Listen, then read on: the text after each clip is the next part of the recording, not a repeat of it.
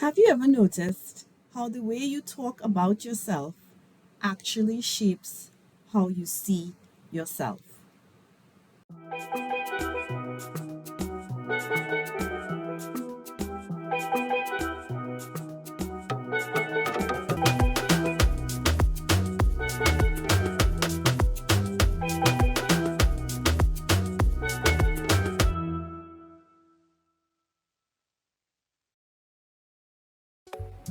Hi, I'm Denise, and this is What You Think and Who You're Called to Be, episode number 3.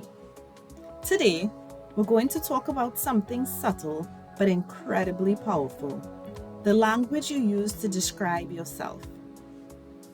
Many of us don't realize it, but we've learned to describe ourselves using language that's rooted in performance, not identity. We say things like, I'm not organized, I'm bad with people, I'm not strategic enough, I overthink everything. And over time, those statements don't just describe our behavior, they become to define who we believe we are. Scripture reminds us in Proverbs 18:21 that the tongue has the power of life and death. And that doesn't just apply to what we say to others, it also applies to what we say about ourselves. So I want to share something with you.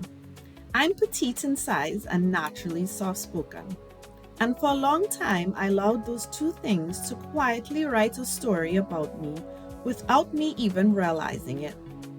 Not because anyone said something cruel, but because of the subtle signals I picked up over time. The moments I felt overlooked in a room, the times I wondered if people were actually listening, the quiet assumption that someone who looks and sounds like me might not carry the kind of authority that commands attention. And so, I started to shrink the way I showed up. I softened my ideas because I shared them. I second guessed whether what I had to say was worth saying. This is limiting language, even when it never leaves your own mind. And the moment I recognized it for what it is, not truth, but a story I had accepted, I knew something had to change. But here's the shift. What if the problem isn't you, but the language you've been using to interpret yourself? I call this difference between performance language and soul language. Performance language focuses on what you lack. It keeps you in comparison. It keeps you trying to measure up. But soul language speaks to how you were designed. So let me show you what this shift looks like in practice. Instead of saying, I overthink, soul language says, I am a steward of depth and discernment. Instead of, I'm too emotional, I am a carrier of empathy and connection. Instead of, I'm scattered, I am a visionary who sees possibilities others don't yet see. Instead of, I'm not organized enough, soul language says, I am designed to partner with people who bring structure. Instead of, they're better at this than I am, soul language says, they carry a strength I don't, and that's why we're meant to work together. This doesn't mean we ignore growth. It means we stop defining ourselves by deficiency and start understanding ourselves through purpose. The words you use to describe yourself shape how you show up in the world. If your language is rooted in deficiency, comparison, or performance, you will always feel like you are behind. You will measure yourself against standards that you were never designed for you. But when your language is rooted in design, purpose, and truth, something begins to shift. You stop trying to become someone else. You start becoming more fully yourself. And here's what happens, and what I've seen when people make the shift. The pressure softens, the tension eases, and clarity begins to rise. Not because of a test result or a technique, but because something inside recognizes the truth. As I work with clients through the HBDI framework, I noticed that when I spoke in clinical language, like your high red, your low green, it didn't land. But when I changed the language, when I said your sensitivity is not a weakness, it's a reflection of God's heart, the atmosphere shifted.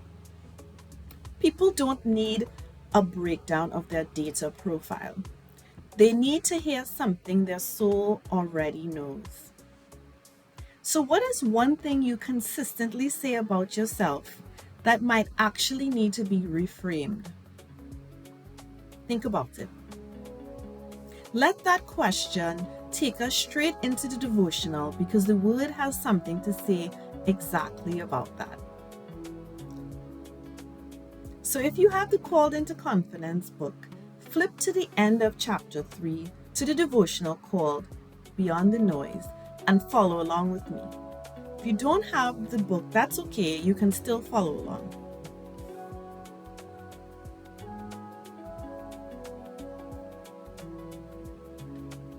Okay, so scripture says, "My sheep listen to my voice. I know them and they follow me." That's John 10:27. In a world full of noise telling you who to be, who to sound like, how to think, Jesus says his sheep hear his voice and they follow him. Not the noise, him. So let's take a moment to notice the noise around you.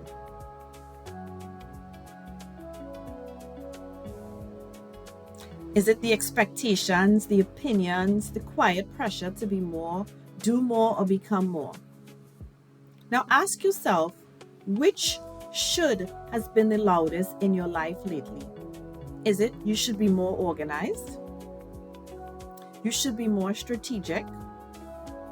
You should be more outgoing? You should be more disciplined? So is it you should be more organized? You should be more strategic? You should be more outgoing, or you should be more disciplined? Is there a way of thinking you've been trying to imitate just to feel successful or accepted? Think about it. Is there a way you've been thinking to try imitate just to feel successful or accepted? Have you been speaking a language that doesn't belong to your soul? It just doesn't serve you.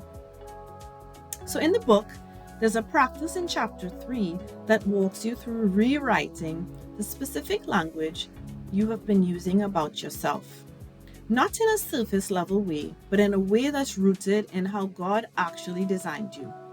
It's one of those exercises that it feels simple, but ends up being really profound when you sit with it. So if you haven't picked up Called into Confidence yet, the devotional at the end of chapter 3 is a great place to start. So this week, I want you to do one simple thing. Catch one piece of limiting language you use about yourself and intentionally replace it with language that reflects how you were designed. Again, think of one limiting language you use about yourself and intentionally replace it with language that reflects how you were designed. Not exaggerated, not fake, just more true. The way you speak about yourself matters because eventually you start to live with what you believe is true. Let's make sure the truth is aligned with how you were created. I'll see you in the next video.